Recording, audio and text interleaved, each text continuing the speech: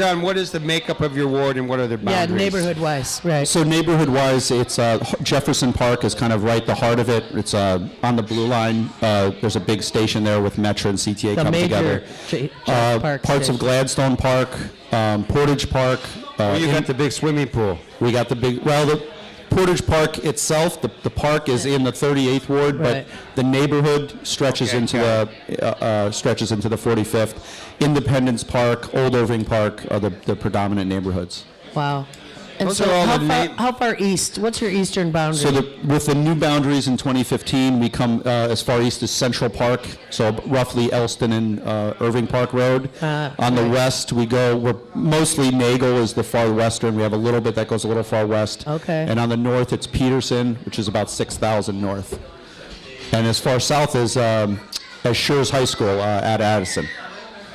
Wow. Well, I good- used to good spend a size lot of ward. time in your ward back in the Rising Up Angry days, selling papers, passing them out, cooling out fights at Schurz High School, There you go. Independence Park. It was like greaser heaven out in those neighborhoods. The white working class. Is it still white working class? You got more Latinos, Asians, blacks. What's the racial makeup? Like many areas of the city, it's turning over. We've got probably about 28% Hispanic.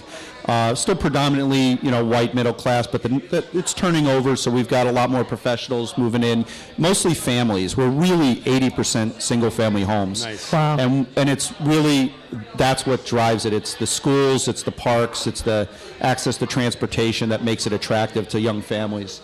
And that's really exciting for me. Where did you grow up, John? So I'm originally from New Jersey. I was born in northern New Jersey, in East Orange, New Jersey, outside of Newark. We came here as a family to Chicago, or a suburb of Chicago, in '79. And I worked downtown before I went to college for a couple years on one of the options exchange. Right. And then I decided to figure out what I wanted to do for a living and went to school at Northern. And when I met my wife, Jill, who's here with us today. Hey, Jill. Wave to her over Lorena. there. We moved to Chicago, and it was her dream to live in Chicago and be a creative director. She was at Marshall Fields, Creative Fields, for her first job out of college. So we really just kind of took ownership of Chicago that way, and we've raised our family here. I have two kids, 18 and 13, and we just love it. We love the Northwest Side, and we love everything the Well, city how has did to a offer. guy in an options exchange become one of the most progressive aldermen in the city council? Well, I think that was a real learning for me. I mean, to be involved in that industry and see some of the toll that it takes, just on the folks that work in it.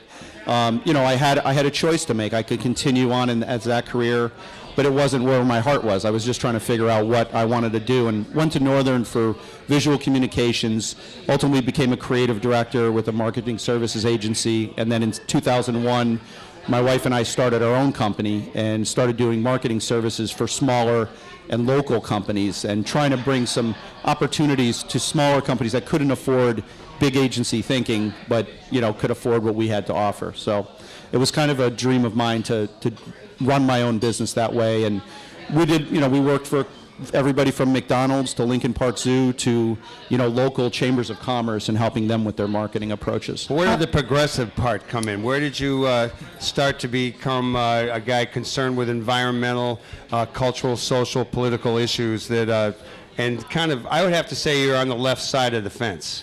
Yes, I'm definitely there, and I think that I'll credit that to my mother. She just instilled in me a sense of fairness and social justice from an early time. So I don't think it was something that was a choice that I made. It was something that was always there for me.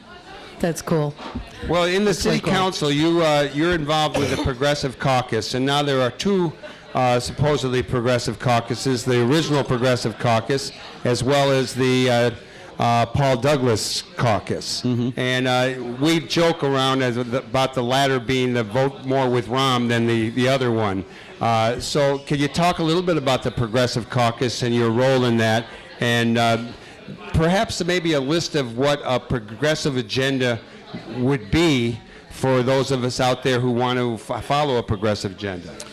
I think, we have a statement of principles, and it includes things like social justice and really basic economic fairness, making sure that that the opportunities for Chicago are really disseminated out to everybody.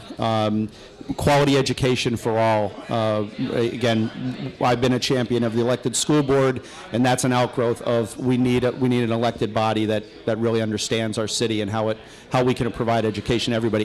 For me, education is the key to so many things that we need to do in this city. When you talk about justice, the opportunities come from education, and if we're not providing that in every corner of the city in as equal a way as we possibly can, then I think that's where we're going to lose this for the broader agenda in Chicago.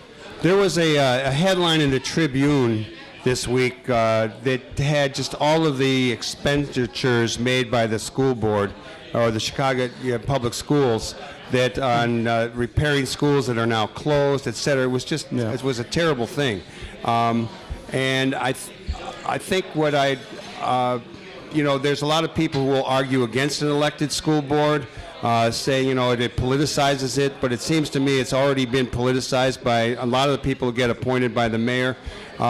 We had a situation this week where in the city council they manipulated what went on the ballot so that the elected school board couldn't go on the ballot. Yeah. Could you address that? And then maybe we want to throw out maybe the idea about a school board that not only has elected members, maybe someone from the Chicago Teachers Union, and maybe some appointees, a mixed board, as a way to move it forward. So your thoughts on all of that? So I think the makeup of the board is something that that's what we have to work on. And the referendum that we put forward is asking, do you want an elected school board or not? That's what we're asking the voters, and we want to have that conversation in a general form to basically have the conversation in Springfield where this change would have to be made ultimately. But we are talking about what we're looking at other cities and other school boards about, what kind of a hybrid would it be? Elected, how those people could be farmed into the system? Would it come out of the LSC structure? Making sure that we kind of limit that you can't just buy your way onto the board, because that's not what we want either. So it's not a black or white option here. And we want to, we understand that the mayor needs to have say in this and to offer him some appointees to the board. I think that's viable. But we also know that we need some folks that really understand what education is now in Chicago and what it does and doesn't do. And right now the appointed board we have simply does not understand the system. They are just there to say yes. And Amen, my brother. The CPS can run as many neighborhood advisory councils on their charter school proposals as they want. But these processes are simply a false choice. You're choosing between one charter or the other. Yeah. It's not a neighborhood advice. And then will that, if that NAC, there's one that's going on in Belmont-Cragen right now, a Noble Street campus or an Intrinsic campus. And your choice is Noble Street, which is overreaching on its charter.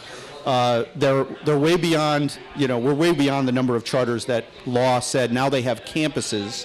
So they're at 15, they're looking at 16 for Noble Street, and now they're naming them after corporations because they can no longer name them after the original charter. So we're going to have, Coca-Cola High soon, and is that really what we want to project in terms of... My country, 'tis of thee. Yeah. And then Intrinsic, just real quick on the choice here, Intrinsic is a brand new charter school. They're still building their first campus at a 4500 block of Belmont Avenue, and they're already petitioning for a second. And the ground rules for the NAC, the Neighborhood Advisory Council, says that the charters have to give you 2 years of performance data. Well, you can't have 2 years of performance data if you're still in your first year of operation, and they want to do 5 schools in 5 years. So we see that it is just really an expansion program, like you're expanding franchisees, and that's not the choice we want. We want to choose our schools, and choice is okay in schools, but what about the neighborhood schools? That they have simply been left out of the conversation. Schools in my ward are predominantly, level 1 schools. They produce excellent students. They're engaged. We have engaged parents, but we have a severe overcrowding problem. You mentioned some buildings have been closed. The report on NPR said they spent $19 million just cataloging and closing schools and basically creating warehouses in some of these old schools. $19 million. They estimated $14 million, $19 million. Just $1.5 million of those dollars would give me, one mobile unit that I need for one of my schools. So we have kids being educated in hallways, in converted bathrooms, in landings and we're still providing a level 1 graduation rate. So we can educate kids despite the situations, but why are we doing that and ignoring the financial needs of the neighborhood schools? And I'm just and I don't want to just focus on the 45th ward with this. This is citywide.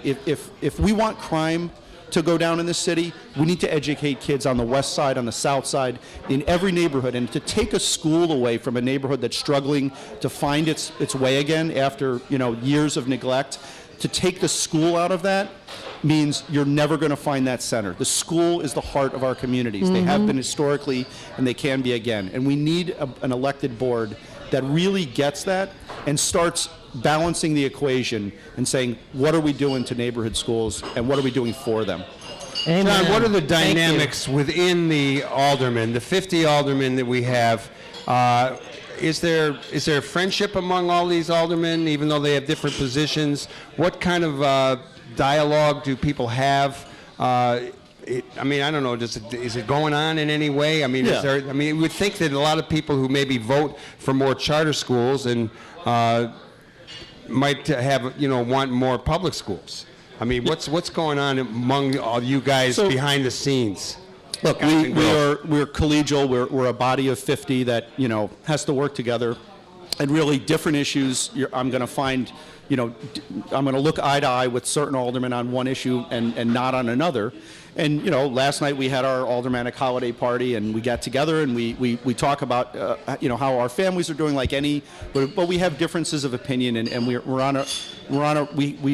gotten to this position in different ways. We've stayed in this position in different ways, and some people are looking to do something else, and so they make political calculations about a vote.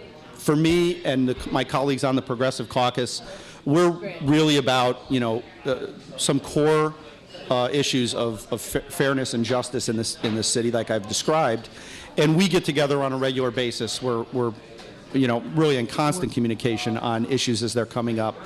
You mentioned the other caucus, and Joe Moreno will call it a more practical progressive agenda. Well, yes, it's practical for his career, but it's not. But what is the moral compass that they're using? Is this just about opportunity to stand next to the progressive, flag? But that caucus was just celebrating themselves and creating the Office of Financial Analysis. It's a city council financial analysis. It's telling that it was introduced as the independent budget office, and a little truth in advertising that the independent was taken out of the name. It is not independent. It is its governing board is made up of aldermen. The two main aldermen that are have permanent seats on that governing board are Ed. Let's see. Maybe. Wait. Let me guess. Could it be Ed Burke? Yes, Okay. that's one. And then yes, let's see. The other guy might be another white guy, maybe.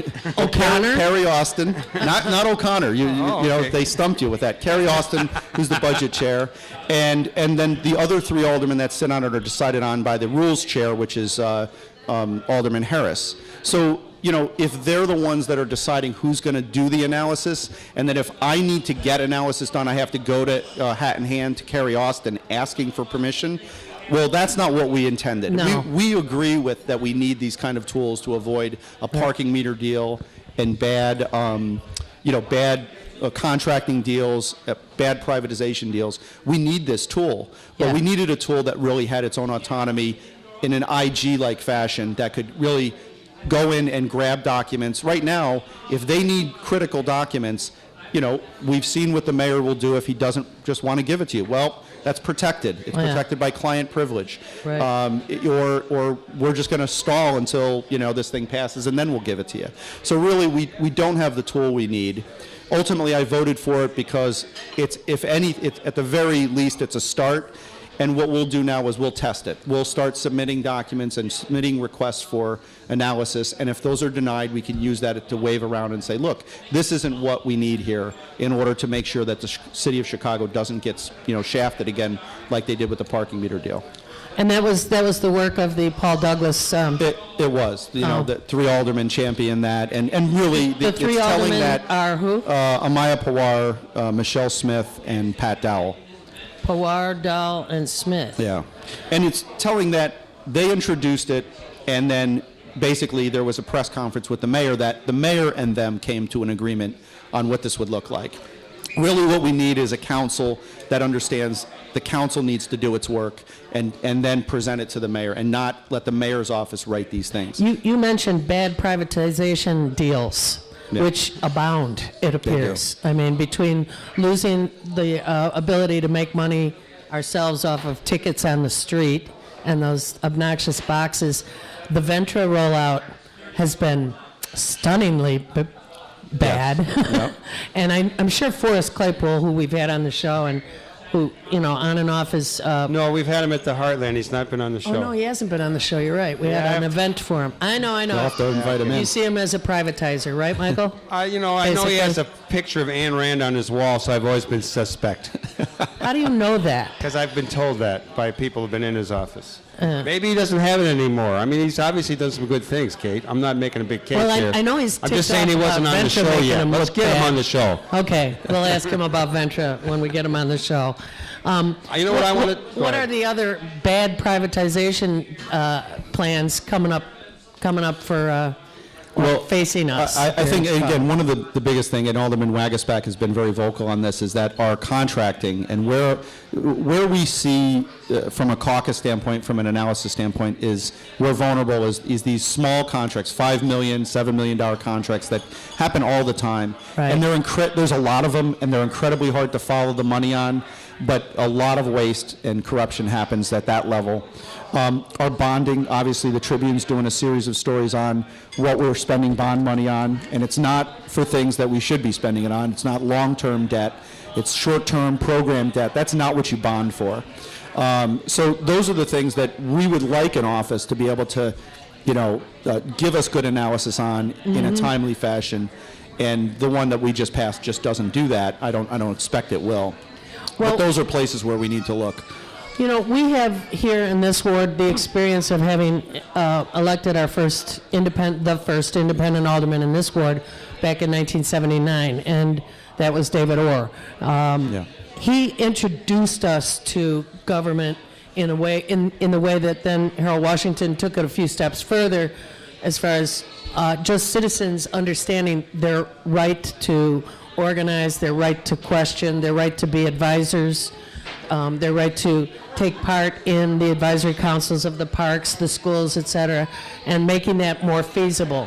Is this the current state of the city such that people are still encouraged to participate, or not? I guess. Well, I hope that some of the work that we're doing will encourage people to participate, and and I think we need to start working with the next generation. We've done participatory budgeting, and we've reduced the voting age for that to 14 years old. Right. And I had a great. constituent who's very Youth will make the revolution. Exactly, but there was a constituent came to me and said, that's just wrong. They don't understand these things. I have an 18-year-old, I have a 13-year-old, and the conversations that we have, the conversations that I've had with students in classrooms, I went and spoke to a classroom of 5th through 8th graders, and I was getting questions about the government shutdown and about are you a Democrat, Republican, and why? And I mean, they're hungry. They are hungry, and you know what? If we don't share with them early Amen. why it matters that you vote at 18 years old, at 14, then when are we going to start that education? Exactly. Why not it's $1 million of city funding, and if a couple kids can get together and propose something and see it work, these 8th graders at Beaubien really understanding that if they work hard, if they get educated, if they go out and ask, then action can happen to their benefit. Isn't that what participation's about? And so we need to start that early, and we need to constantly have that conversation. And I want to have it with everybody in my ward. And look, I was elected, in a very close race, in a runoff that I won by 30 votes. Yes. So, if Every a room full of vote people, counts. that's roughly what we have here today, can decide an election, Right. Again, is there a better way to put an example to why it matters if you go out and vote? Amen. And so that I continually talk about that. And I don't shy away from it. I'm proud of it. I'm proud of the fact that a grassroots campaign was able to squeak in a win. But it doesn't matter whether it's 30 or 300 or 3,000. A win is a win. But you want to make sure people understand that that vote's going to count no matter what happens. Yeah. We've got to engage folks. We've got to get people back involved in Chicago. And if my caucus can do anything by being vocal and say, look, you can go to the city council and you can oppose a strong-willed mayor like we have, and my lights turn on, my garbage gets picked up, my streets get paved, both major projects. We have federal money coming in for bike lanes on Milwaukee Avenue. We have state, money coming in to build bridges and rebuild bridges on Montrose Avenue. We got a Blue Line project. They're not going to skip over the 45th Ward when they do the Blue Line project because the mayor doesn't agree with me and I don't agree with the mayor on certain things. There are things I agree with this man on. I love the fact that he's talking about transportation in a new way. Yeah. That we're finally putting money into our public transportation system and stop just talking about where are we going to put park the cars. Right. Let's get people onto bikes. Let's make sure we have a walkable city. And that's the reason why we live in an urban center, because you want to be able to get there without turning the key on the ignition. All right, you're doing good, John. I'm really, I'm glad we got you up here on the show, and I've got ammunition for discussions going forward. One of the things that motivated me to ask you to come on was the whole question of reparations for victims of the Burge torture cases. Would you address that kind of briefly? Because we're going to run out of time, and I got a couple more I want to fire at you. So I think, Alderman Fioretti has a resolution introduced. I think Alderman Brookins has a resolution introduced as well. Right. So clearly, you have two very different aldermen there, but it's an important issue. Last year, we signed off on about $70, almost $100 million in case law settlements because of the Burge cases. And, clearly, we need a police force that's fair and just. And, reparations need to be decided. We need to get confidence back in our system, because part of our crime issues are people just saying, look, the police aren't there for me. And unfortunately, it's in the black communities, it's in the Latino communities. And, my worry with the way we're spending money on overtime is that we're stressing out a thin police force that's not able to cover the ground that it needs to cover, and we're doing it with $93 million of overtime just this year alone, budgeted $70 million for next year, and we're only hiring to attrition. So we're just keeping kind of the waterline there. We need more police in this city, badged officers that can understand their communities and understand their neighborhoods. We do not want to go back into a cycle of the kind of abuse that happened at the Burge case. Whether that came from stress or from the top down, I don't know. But we need to have people feel that the system is fair and that the police are going to be fair and just with them, or we're not going to see any reduction of the murder rate or a reduction in the crime rate, any real reduction. How about pensions, the looming pension question here in the city? We know what's going on in the state. What's going to happen here? Well, we need to, obviously, the two things are intrinsically linked. I mean, what happens at the state is going to guide us here. The mayor has put forth kind of a 10-point plan that was far too severe for, existing retirees in my mind.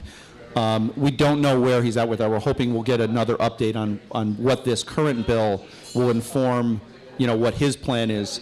We're going to have to start working on this right away, right after the holiday, and start looking at what does the 2015 budget look like now, because this pension debt is serious, and again, we have to be just about how we fix the problem, but we have to find new sources of revenue, and it's not just about increasing parking tickets. It's not, we just can't do it. We need to, at the state level, look at a fair tax.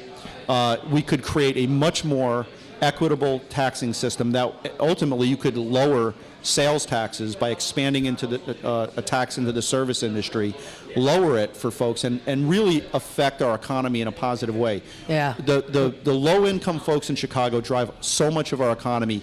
Money comes in, money goes out. It's not going into savings.